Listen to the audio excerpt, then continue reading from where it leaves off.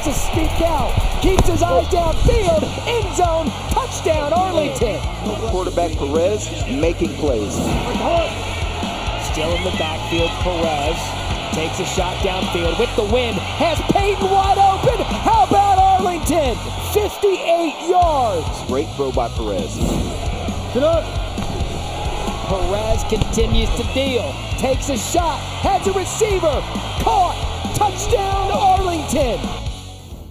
You saw him balling out on the field, and now you see him on the big screen. We welcome in Luis Perez, and the party just keeps getting better, Fitz, because this man has been a journeyman your entire career. Just to be honest, we love how you came up from learning how to play quarterback on YouTube and then going from the Vipers to Arlington. You have literally been the result of one of the best trades in the XFL, but it can't be easy to go from one team to another. They were averaging 13 points per game before you got there, and ever since you came, now it's 20 per game. How's that transition been like? Yeah, it's been a whirlwind, right? From getting traded to coming out here, learning a new system, gaining the trust of the coaches and the players.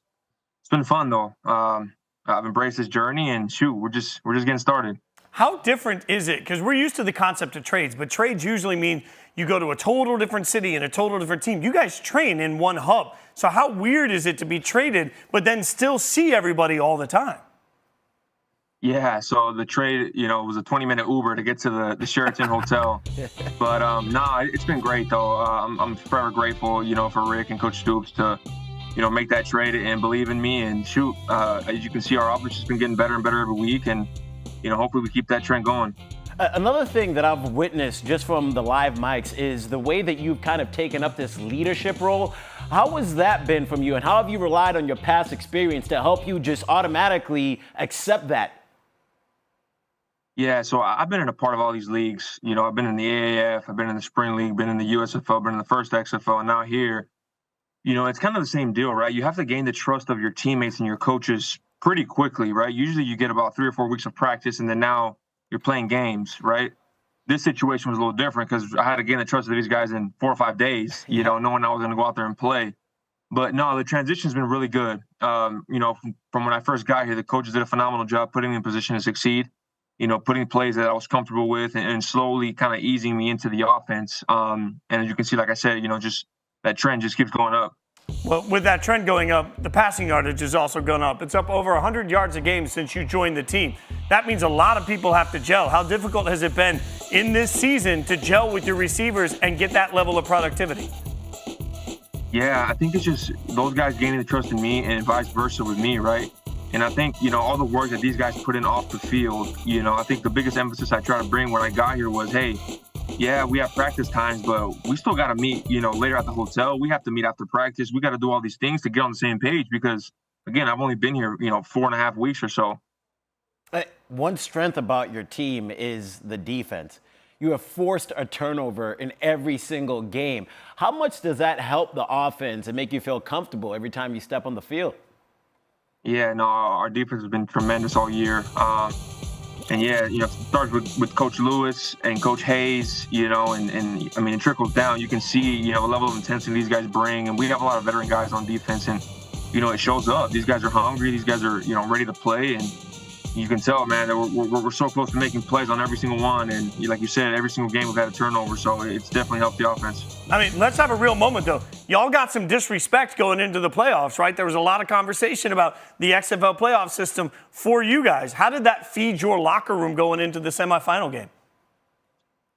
You can't entertain stuff like that. If you look at the NFL is the same way, right? And I think all of us in here really believed. And I think that's what really got us through last week is, who cares about all the noise, all these guys saying, hey, we shouldn't be in our record, this and that. We know what we're capable of, and we believe. And, when we believe in all 11 do the right thing on both sides of the football, that's what, the result is what happened last week. Yeah, we love to see it. Coach Stoops said it right there. All it takes is a puncher's chance, and you guys definitely had a chance. It's going to be fun to watch you. But in our research, while we were prepping for this interview, we learned something about you, Luis. You're a bowling legend. Now, as I've addressed that, we want to know a little bit of something about how that passion came to be and how you became that bowling legend.